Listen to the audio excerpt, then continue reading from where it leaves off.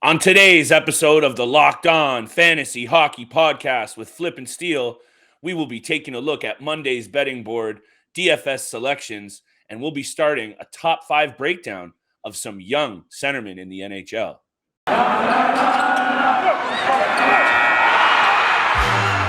You're Locked On Fantasy Hockey, your daily podcast on fantasy hockey. Part of the Locked On Podcast Network, your team every day.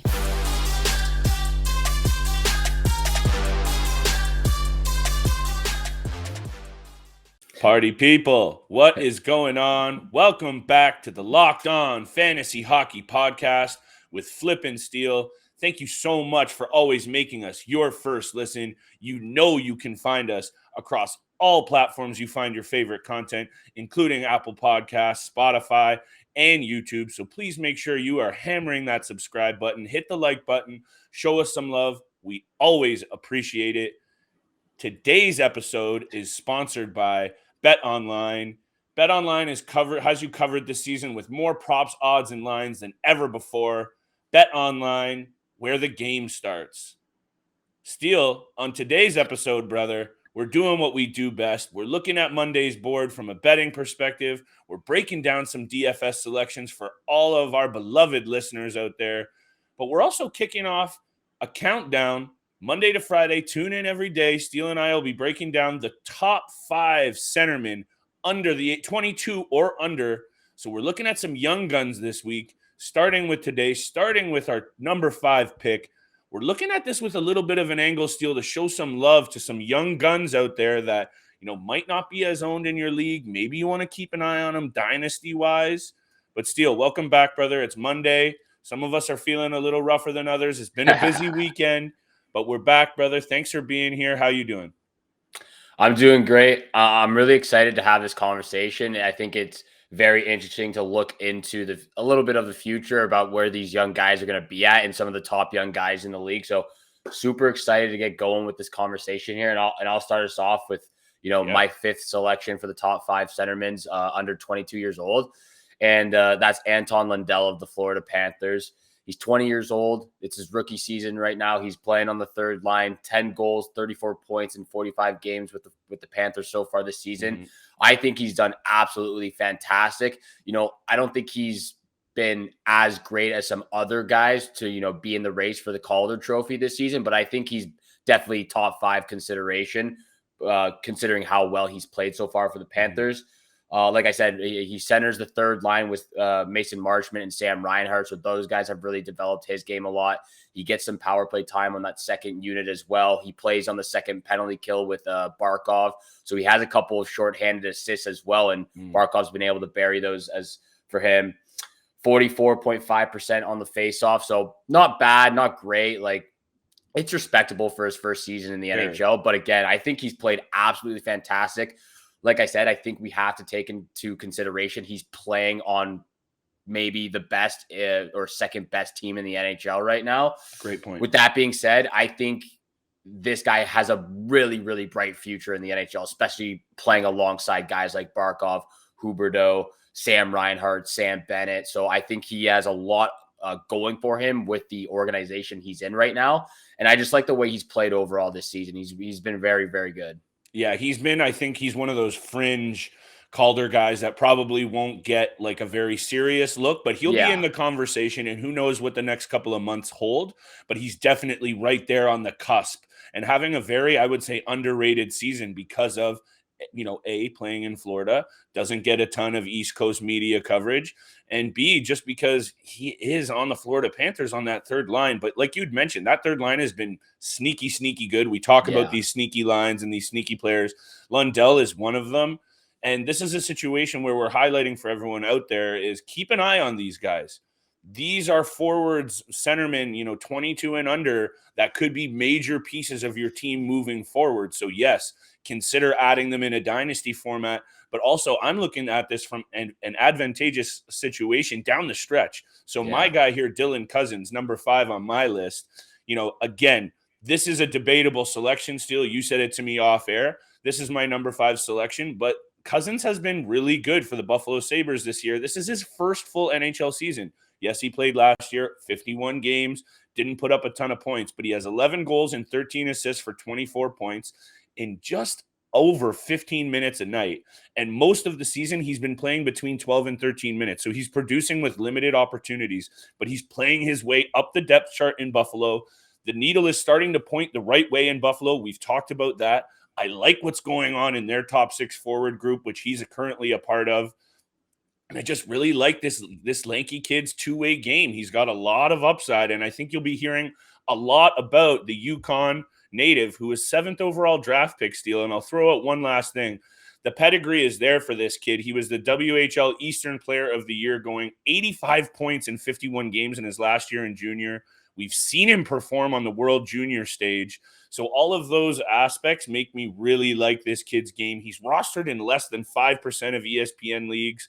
So in those deep formats, take a look at this kid this year and definitely keep your eyes on this tall forward who can play a solid two-way game, Steele. I like Cousins' game because, he's not, like you said, he's a little bit lanky. He's not too big, but he's not afraid to drop the gloves and get physical with guys. So I like that part of his game. Yeah. I would, it was a little bit debatable for me. We talked about this a little bit where I didn't even have him like in my top 8 when I was like kind of like picking and choosing who would be in my top 5. I think what troubles me is, like you said, he's only getting 15 minutes a night right now. Last season, he didn't do so great either. If he were able to get more opportunity, and maybe he would get some more in the next couple of years. I know he's in the top 6 right now, but 15 minutes a night, like it's respectable. 15 minutes a night on average, and he's got 25 points a season. It's pretty decent. But I would like for him to get more opportunities for me to be that, thinking in the future, like, okay, I'm going to draft him late in this round. I'm going to draft him now, or I'm going to make a trade for him. I don't know what, how much he's owned in ESPN and Yahoo right now, but I don't think it would be a lot. It's in ESPN. It's literally, I believe, 4%. So he's out there. And what you're saying is spot on. And, I am throwing out his junior track record. That doesn't really usually mean a whole lot when it comes to fantasy production. Sure, it can, but it's not the be all and end all. And it's not the only indication of whether he's going to be a big fantasy threat. But I think he is. Like I've talked about the eye test, he looks like an NHLer. He looks like a very usable, serviceable guy. And if he's putting up, on pace for almost 50 points in that amount of time on a group with like the Sabres, I could just, what does the future hold? No one knows where he's going to play. And like you said, maybe he gets more opportunity on the Sabres. But if they continue to click, the Tucks, the Thompsons, the Skinners, he's playing on a line with Peyton Krebs right now. That's 2 WHL all-star studs. If they can find some chemistry and you can jump on a guy like Cousins while he's this little owned, I'm just saying that this is a kid that you definitely want to keep your eye on moving forward, Steele. I also like your selection. We're going to be teeing this up all week, guys, taking a look 5 through 1 all the way down, Steele, and I do not have the same lineup. We're not seeing eye to eye, and that's okay, because we are going to be highlighting these guys all week. Make sure you tune in all the way down to Friday, which will be number 1. But what I need to hit you with right now, Steele, and I know you're looking a little hungry. It's been a couple of days, on the sauce. You need some of that energy. So we're going to talk about Built Bars. We've talked about them a lot, but they're covered in 100% real chocolate. They are delicious. Low calorie, high protein. They're better. A typical candy bar can run you from anywhere from 200 to 300 calories. You don't want that. Go to Built.com, hit the macros chart, scroll down, you'll be blown away. I say it every week. High protein, low cal, high fiber, low carb. Most Built Bars contain only 130 calories. And when you compare that to the doo-doo candy bars, 240 calories. No. What you need to be doing is checking out all the delicious flavors: mint brownie, coconut almond, and Steele's new favorite for the month, white chocolate cookies and cream. He's loving it every weekend. They are delicious.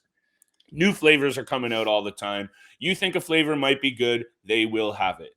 At Built Bar, they're all about the taste. They make it delicious first and figure out how to make it healthy after. Go to Built.com, use the promo code LOCK15 and get 15% off. Phew. That was good, Flip. Thank you guys. Thank you always for making us your first listen. We appreciate it, for you showing love to the Locked On Fantasy Hockey Podcast. We are part of the Locked On Network.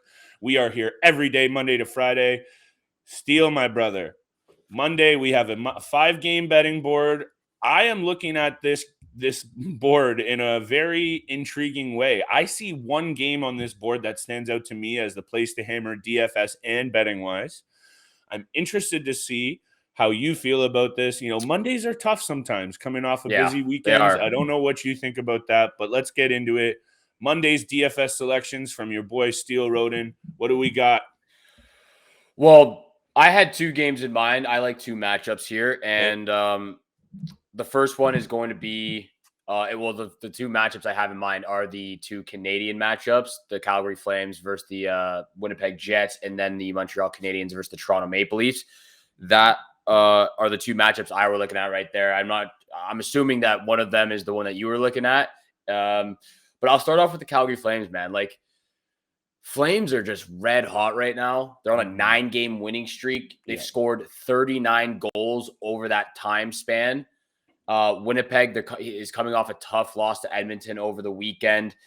I don't think it's going to get any better for Winnipeg. They're not out of the playoff race, but I think it's very unlikely they do get into that 4th position. Agreed. Conor Hellbuck has just been, just not the same guy as of the last 2 years. He's 17, 17, and 7 on the season. Like, really, his stats aren't bad, but like compared to what we've seen him, accomplish over the last couple of seasons, it's just not up to his standards. It's a really good 19 points. Yeah, 19 points combined between Elias Lindholm, Matthew Tkachuk, and Johnny Gaudreau in just the last 3 games. That's just the last 3 games. 19 points combined for them 3. Yep. And, we talked a little bit, Flip, a couple episodes ago about some of the depth players they have right now. Sean Monahan was able to get going with Tyler Toffoli. Dylan Dubé got going a little bit. Andrew Mangiapane got back on the score sheet in the goal column as well. There are some great value and some depth players you can choose. With the way that entire top line for the Calgary Flames has been playing, you have to hit them hard against the Winnipeg Jets. 19 points in 3 games. They probably, I wasn't able to count what they had in the 9-game win streak they have right now. I'm assuming it's probably over 50 points because Johnny Gaudreau has like 25 points in that span just himself. It's been absolutely incredible to watch. So for me, I'm going with all Matthew Tkachuk, Johnny Gaudreau, and Elias Lindholm, the best 3 players I have on the team. And then I find some great depth and value players on the blue line. You can go with guys like Noah Hannafin or Rasmus Andersson. So there's some people on the blue line you can choose from the Flames. Obviously, they're not superstars, but they can bring some value to your daily fantasy team as well. Yeah, and you're going to pay the premium for those first 3 guys, so you're going to need to look for some value, to fill out the rest of your lineup, and that's okay because I think this Flames group, until they start to fizzle out a little bit, there is no one better. The Tyler Toffoli addition also was almost like the cherry on top for them and put them over the top over the last week and a half. We predicted that could happen. It's happened from a fantasy perspective. It's happened from a betting perspective. Until that runs dry, Steele, I say you continue to go back to the well. You have to. And the interesting thing with Winnipeg is there's something up there. There's something that doesn't smell right in Winnipeg this season. Blake Wheeler's been awful this year. Maurice stepping down, key injuries, COVID. Like Hellbuck, reading those numbers, Steele, he is better than that. It makes me wonder, is there a nagging injury there? Has he played too much? That guy has played a lot of hockey over the last, 4 or 5 seasons for the Jets, playing, the lion's share of the games in there. And I'd be interested to see where he stacks up over the last 5 years. I bet you he's up there in terms of games played. So I like that angle. Winnipeg doesn't look right now. Calgary, on the other hand, looks like they're beating the pants off. No one can stop them. No one can stop them. So from the DFS perspective, brother, I think you have to. But like I said, make sure if you're hammering those top guys, look for value elsewhere to fill out your lineup. Was that the matchup you were looking at, Flip? It wasn't good, sir. The matchup I was looking at, and maybe you said you're also looking at the Leafs Habs, so I don't need to tease it. I'm looking at the Seattle Kraken Vancouver Canucks game. I think that the Vancouver Canucks despite, the 7-4 hiccup on Saturday against the Anaheim Ducks, where they still did manage to put up 4 goals. They have looked a lot better after the break, and the offense is starting to really click. We've talked about guys like Elias Pedersen not having the greatest start, but he's really come on of late. So I'm not going to give too much away from the betting side. And since you're talking Leafs Habs anyway, I'll just leave it at this. I could see some value in guys at the top 6 forward group on the Vancouver Canucks. Brock Besser, Elias Pedersen, even guys like Bo Horvat, who have been, very steady of late. So you're going to pay premium prices for those guys as well. But Vancouver at home against the Kraken, who allow the 3rd most goals against in the league, that would be my look DFS-wise. But I'll also talk about that from a betting angle in a few seconds here, sir. Yeah, I'm not angry with you at all with that matchup there. I always like to go back to the Seattle Kraken because I do think they have some solid players on just their top line pretty much, and then Jared McCann on their second, who centers their second line. Jared McCann fan club over here. I am a Jared McCann fan club. I was really mad when the Seattle Kraken picked him up from the Toronto Maple Leafs, not gonna lie. Yeah, exactly. It was hard. You have to choose between Jared McCann or Alex Kerfoot. So either way, they're both solid players, but Jared McCann would have been a great addition for the Leafs to the Leafs lineup. I was looking at that matchup, but I think just, where the Maple Leafs are sitting right now, I think the matchup against the Montreal Canadiens is a huge one. Right. You and I have talked about it off air. They're, in a playoff race right now, or they're not in a playoff race, but they're trying to finish first in the Atlantic Division. They're in a race. Want to go up. Yeah. They don't want to play, the Tampa Bay Lightning or the Florida Panthers in the first round. They want to be able to play either the Boston Bruins or the Detroit Red Wings if they're able to catch up. Anyone else? Those two, the Leafs do not want any part of either of those teams in Florida. As a Leafs homer, that doesn't feel right for me on either angle. So I think you're spot on here, sir. So, they have, I believe, 1 or 2 games in hand. They're about 4 or 5 points back from the Florida Panthers, who sit in first place right now in the Atlantic Division. They're going up against the Montreal Canadiens. They play a back-to-back. They play the Columbus Blue Jackets on Tuesday night. Jack Campbell has not played well of recently. I don't think he has anyway. They got blown out Saturday night against the St. Louis Blues. Jack Campbell, he's been very inconsistent for my liking right now. So, again, like I've mentioned with Jordan Binnington playing against those last place teams, get him in those games, make sure he gets his confidence back. For Binnington, it hasn't worked. So I'm hoping Campbell can play either whether he plays against the Montreal Canadiens Monday night or the Columbus Blue Jackets Tuesday night. You got to get him back in the game. You got to get his confidence back. And I don't know, has he been played too much? Yeah, he probably hasn't had a lot of rest. Peter Marazzic was injured a couple of times, at the beginning of the season. So he has played a lot. The All-Star break, this all comes into, what's going on with him right now. But I need him to be better. With that being said, I think this is a huge matchup for the Maple Leafs to score big and score a lot. I'm like what I'm doing with the Calgary Flames top line. I would also go with the Toronto Maple Leafs top line. You're going to have to pay premium price for Austin Matthews and Mitch Marner, over $7,500 for sure. And then Michael Bunting is just the cherry on top. He's a depth guy. He's not going to be too expensive. He's still probably going to be around $3,500. And then, so that's what I got for the Maple Leafs. But then looking across for the rest of the matchups, cheap options. You mentioned Alex Newhook, Jake DeBrusk on the Boston Bruins, Jesper Kotkaniemi, Brett Pesce, both on the Carolina Hurricanes. Those can be some really cheap options that can get you some value if you're going to go all out on guys on the top line for the Calgary Flames and Toronto Maple Leafs. Yeah, and if you're, to not to dip back into this Canucks matchup that I will talk about on the outside of the break, take a look in the cage at Thatcher Demko as well, up against the Seattle Kraken team that, Demko, 51 saves against the Leafs a week ago. Definitely one of those goalies that is going to be a premier goaltender over the next number of years. I think he's about to be there.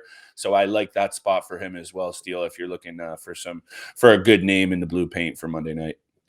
Yeah, I think Thatcher Demko is one of the most up-and-coming goaltenders in the league right now. Obviously, like you said, they got smoked 7-4, but that happens to every goalie once in a while. He's not going to let it get to him. He's not going to let it get to his head. He's going to come back, bounce back, especially against the Seattle team. So I like Thatcher Demko. He gets a ton of shots. He makes a ton of saves. So it's great for daily fantasy and fantasy as well. So I like that. I'm excited to hear what you have to say for your bets, and where you should make your bets is BetOnline. They have you covered this season with more props, odds, and lines than ever before for football. But it's not just football.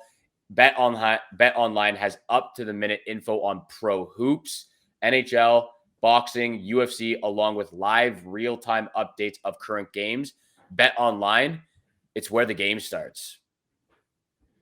Thank you so much for making Locked On Fantasy Hockey Podcast your first listen every day. Flip and I appreciate the support you guys give us out there. So please keep subscribing, keep following, keep tuning into the podcast. Flip and I appreciate all the support. It means so much to us seeing, how much we've grown since we've started over the last 3 weeks to 3 to 4 weeks. So again, we just want to thank you so much. With that being said, Flip, it's time for big time bets. It's where the money's at. It's where we help you put a little bit more extra cash in your pocket to bring home. Flip, I'm excited to hear what you have to say about that Vancouver Seattle game. Yeah. Hey, first of all, set your lineups early because we got 3 matinee matchups. So that's the first disclaimer, because nothing worse than having an ineligible lineup or a couple of studs just come back from injury on the bench. Don't slip, don't sleep. 1 o'clock afternoon. There's a 3 o'clock. It's President's Day south of the border. Shouts out to our USA friends. There's holidays across Canada as well. So that's the first note. Set those lineups early. I'm actually looking to the late game of the night, the 10 o'clock Vancouver special Steele. I have 3 picks for Monday night. All 3 come from the same game. I've not done this before on air. I'm going with the trifecta special, all from one game. I'm going with a straight winner, an over-under pick, and a player proposition. Okay. Would you like me to give it to you all right now, or do you want you go and... Yeah, give it to me. Come on. All right, brother. So I'm going to start this off with, I'll just go with all 3, and they go together. Canucks, puck line, -1.5 at +110. This odd will change because I think this is going to end up being a heavy favorite spot for the Vancouver Canucks. So jump on that early. Canucks, puck line, -1.5, my first pick. I mentioned how I thought they've played better. Aside from that 7-4 blow-up, they're scoring goals. Even in the loss, they still managed 4. So I like where the offensive needle is starting to point. The first 2 meetings against these 2 clubs ever, 5-2 Vancouver, 4-2 Vancouver. Cover the spread, and the number went over the total. I think you can see where I'm going here.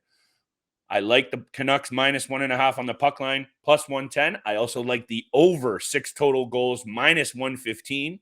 You've heard what I said about the Kraken letting in a lot of goals. They don't play well on the road. They're the second worst road team in the league. The only team that has fewer road wins, the Montreal Canadiens, with 3. Kraken have 7. You see where I'm going here. My last pick, player prop, Elias Pedersen, anytime assist. The kid has been red hot. 2019 Calder winner, has 3 goals and 5 assists over his last 5, including 4 assists in his last 2. We talked about it. He didn't have a great start to the year, but he is coming on strong, and so is the rest of this offense. I like the Canucks at home in this spot. I like it a lot. -1.5 on the puck line for the Canucks, over 6, -115, and Elias Pedersen anytime assist. I'm really liking this angle, Steele. I like when all things kind of can work towards each other. Overs never die, baby. Let's go with the Vancouver Canucks trifecta for Monday night's picks, and my lock of the night is going to be Elias Pedersen anytime assist. I like what he's doing of late, and I think he continues to play well. He's the straw that stirs the drink there. You know I love to say that. I love me some drinks, and I'm loving these picks. But what do you have? I gotta say, I like the Vancouver Canucks puck line option right there. That's exactly where I'm heading to, but not with the Vancouver Canucks. It's with the Toronto Maple Leafs. I'm going with the Toronto Maple Leafs on the puck line against the Canadiens. The Canadiens are struggling with goalies in the crease right now. They don't get a ton of goals as well. They're hurting on the back end. So for me, Maple Leafs, this is the game to hammer hard on the puck line as well with the Calgary Flames. 7 out of the 9 games on the 9-game win streak, they've won by more than 2 goals. So for me, you got to hammer hard on the Flames puck line as well against the Winnipeg Jets. I already explained why Conor Hellbuck has not been great this season, 17-7-7 for him. So I'm going puck line for both the Maple Leafs and the Calgary Flames Monday night. Puck line as king. well. Puck line king. It didn't happen Friday, but I'm hoping to bounce back big Monday. It's okay. And You've then had, like, in all things aside, Steele, this isn't like, I know you've watched hockey for a decade, you've picked hockey for a decade, and you've talked about it on your own show. But for someone who's just started posting your picks online every single night, brother, props to you. You're doing really well. I would be jealous, obviously. Jealous. But let's keep it rolling. Let's have another big week. Do you have another pick for me? Just one last pick is the first game of the day, Monday, and that is the Colorado versus Boston Bruins matchup. I'm taking the Colorado Avalanche on the money line. Not going to take them on the puck line because, last time I said that it was the Bruins versus Rangers game. The Bruins were very surprising, took it all the way to a shootout. So for me, I think obviously Colorado is the big favorite here, and they should win by a couple of goals. But I'm going to play it safe for this matchup and just go with the money line for the Colorado Avalanche. So, Flip, what was your lock of the night again? Elias Pedersen, anytime assist. I think he keeps it rolling. How about you? All right, Elias Pedersen, anytime assist for Flip. My lock of the night is going to be the Toronto Maple Leafs on the puck line. I think they absolutely dominate the Montreal Canadiens, and hopefully they do. I wish they do, so good luck to them. Pencil it in, Flip and I, lock of the night. Elias Pedersen, anytime assist. Maple Leafs puck line. We're going to make you some money. We're going to try to make you some money, so please lock those bets in for Monday night. With that being said, thank you so much for tuning in for today's podcast of the Locked On Fantasy Hockey, your first listen every day. If you want more gambling advice on what you should pick every day, make your second listen Locked On Bets, your daily one-stop shop for all your gambling needs. Locked On Bets, hosted by your boy Q with insight from Lee Sterling. It's free and available on all platforms, just like this podcast right here. So please, go make sure you subscribe and follow to this podcast on your favorite podcast platform or on YouTube. We appreciate the support so much. And once you subscribe or follow, you'll get the latest episode of Locked On Fantasy Hockey every single day, which is released at 7 o'clock in the morning Eastern time. Again, Flip and I always say this. Make sure you go leave comments on the YouTube channel. Message us on Twitter at Locked On Fantasy Hockey Show. We'll get back to you as soon as possible with any questions you have. We'll give you the answers. We'll help you out with any bets, situations going on in your fantasy league, whatever we can do to help. Flip and I are always here. Thank you again for for tuning in for today's podcast with Flip and I. Have a great day. Good luck with all your bets, and we shall see you back here again tomorrow. Peace.